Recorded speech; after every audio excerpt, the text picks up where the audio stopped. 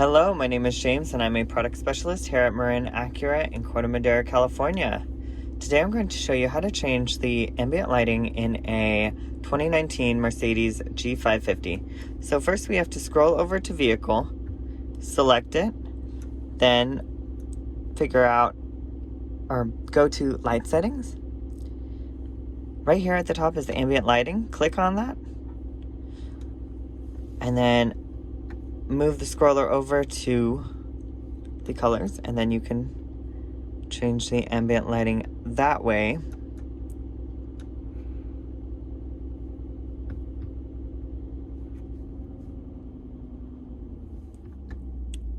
And we can change the intensity of the ambient lighting right there. Now it's at 100%.